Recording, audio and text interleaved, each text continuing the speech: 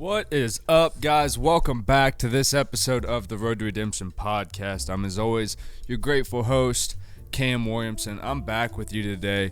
We are talking about staying motivated, staying on task with all your life's goals, even when we, struggle with depression. And it's something that I have a lot of personal experience with. You guys kind of saw it firsthand within the last, I'd say, 4 or 5 months. You guys can physically go back and watch that. You could see right around the time that I made the my experience starting Zoloft episode, I was really low. And, I've been off Zoloft for a couple months now. It just didn't work for me at all. I had like 2 weeks where I thought things were going pretty well. And after that, it was pretty tough. So SSRIs will be something that, as long as I remember, we'll get into at the end. But yeah, let's jump right into it. So depression has been a topic of conversation. Obviously, mental health and mental health challenges are at the forefront of everyone's conversations coming out of the pandemic. And it's good. I like that. With that being said, a lot of people are talking about it. There's a famous clip going around of Jim Carrey talking about depression, where he, quotes one of his friends or spiritual teachers and how they consider it. So I'll go ahead and play that for you now. Like people talk about depression all the time. The difference between depression and sadness is just, from happenstance. Whatever happened or didn't happen for you, or, grief or whatever it is. And depression is your body saying, fuck you, I don't want to be this character anymore. I don't want to hold up this avatar that you've created in the world. It's too much for me. Right. And so a friend of mine who's a spiritual teacher has a really good take. His name is Jeff Foster, and his take on it is that they should change, you should think of the word of depressed as deep rest. Deep rest. Your body needs to be depressed. It needs deep rest from the character that you've been trying to play. There you go. Jim Carrey explaining depression as deep rest from the characters, or the avatars, I think is what he called it, that we create. And how true is that, right? We create these versions of ourselves that we're okay to project around different groups of people, whether we're at work or with our family or with people we grew up around. It's not that you change as a person, but you have to maintain this character. I did some acting when I was in school, middle school, high school, and younger. So I know what it means to research a character, research a role, pick up on different quirks of how people talk and different mannerisms of their hands. And if you look at who we are as human beings, it's the same thing. You pick up little things from people around you as you grow up, and you create these characters of ourselves. The point that I want to get to, now that we're understanding of the common idea of depression as it stands, right? I don't think I need to describe that. I don't think I need any more in 2021 to give you a clinical diagnosis of depression. I just want to help get you through it, right? Because what happens oftentimes is people are at a very high state of motivation, working things out, trying to get their life on track, and you fought just a little bit longer than your mind is telling you you're capable of. And you feel like things are starting to break down, and these thoughts start to creep in. It's not even worth it. Am I good enough? All this stuff, right? And it doesn't start as a deep state of depression.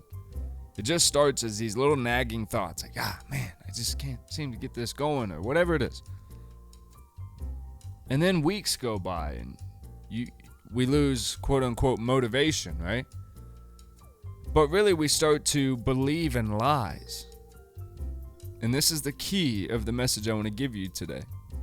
Identify the lies you start to tell yourself. And we rationalize the voices of doubt in our mind that say, well, you're not very, good at this, or you're not good enough for this person or these people, or you're not accepted. Just look at exhibit A, B, and C that you keep fresh in your head, that mean comment that you read, or the poor feedback you received that one time at work. We talk about it all the time. We tend to focus as human beings on that one negative. In the sea of positive, you have so many great days in life, hopefully, but one bad week can ruin so much for us, right? You have to begin to identify the lies. When you can identify the lies we tell ourselves, i.e., if you give up now, you'll just be saving yourself time, that's a lie, right? All you'll be doing is wasting more time, not doing what you know you're supposed to be doing, right?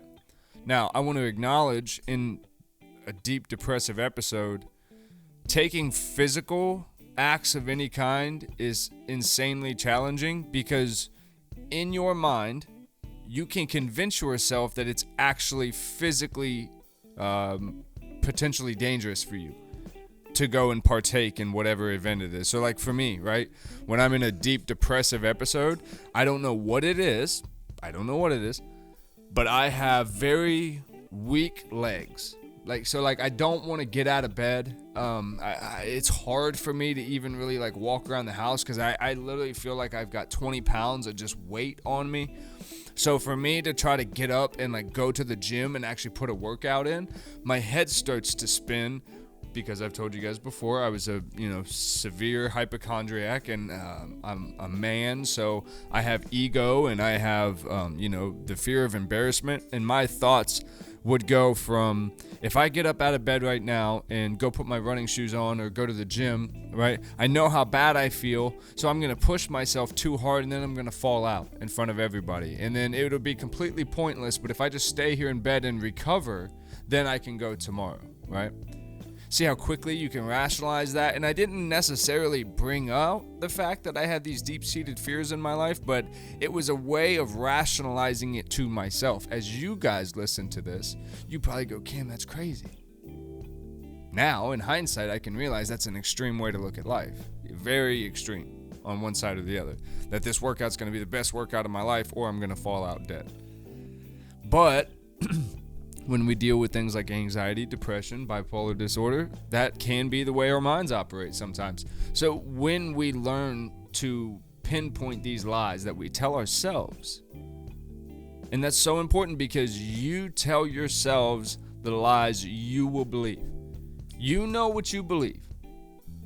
And you know, just like when you're in a relationship and that person knows exactly what to say to push your freaking buttons and send you over the top, you know how to do that to you better than anyone. So you have to identify the places that you are not nice to you.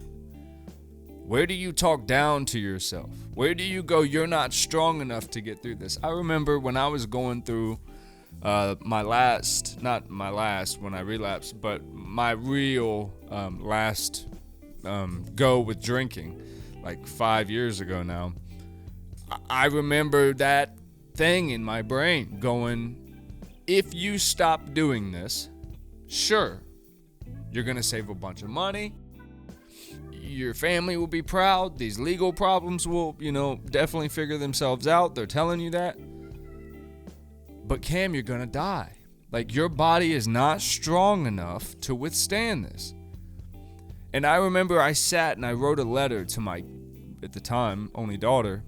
And I just said, I love you so much that I'm willing to die to stop this. So if I die in the process of this detox, understand that I did it for you. I tried to be a better man for you. I identified the lie in my head. I was willing to go to battle with it.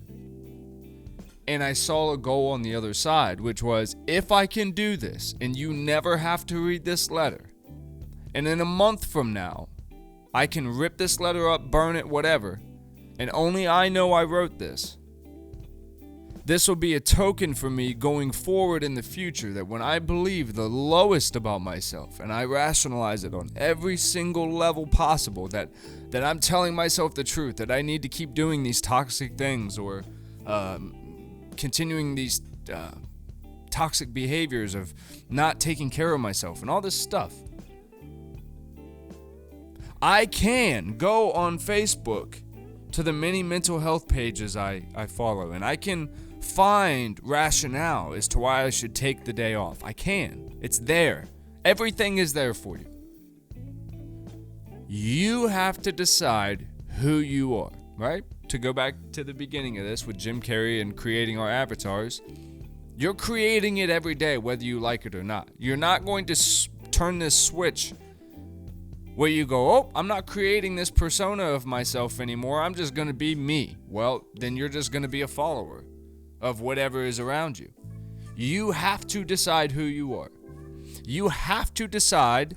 This was the whole reason I started my channel and my accounts, my social media accounts to begin with. You have to decide to shatter these labels and stigmas that are carried with mental health, depression, anxiety, bipolar disorder. I'm not saying that they're not legitimate. I'm saying you have to shatter these fucking stigmas that come across it, because none of them are empowering. They're only there to tell you that you are here in life and that there's something wrong with you. There's nothing wrong with you. There's nothing wrong with me. There's nothing wrong with people who struggle and people who suffer in life. There's lessons that need to be learned. You cannot learn them by listening to the lies in your head. Those lies are there to keep you exactly where you are. If you don't like it there, and you've acknowledged depression is something you don't enjoy, I've never met anyone who suffers from depression and goes, you know what, I wouldn't have it any other way. I would do this 10 times over if I could. Or they look at other people living their lives and they go, I want to do that. I want to at least be able to do that. Where I don't know how people do that. They just turn this mask on, because we've all realized that we're all wearing a mask. Nobody's happy all the time. Nobody's whatever. We all suffer from things. So everybody's looking at everybody going, well, how do I figure out how to do that? And that's no secret. Everybody is looking to somebody else going, well, how can I get there? How can I do that? How can I be more like this and less like I am now? That's the human condition. So get that thought out of your head that you're ever going to stop doing that.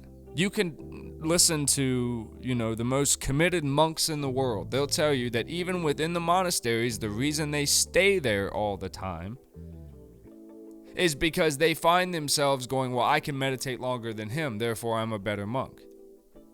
That's a lifetime thing that will never go away.